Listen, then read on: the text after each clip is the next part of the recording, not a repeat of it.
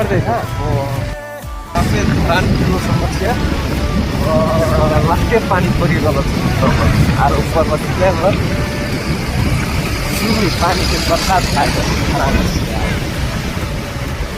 खराब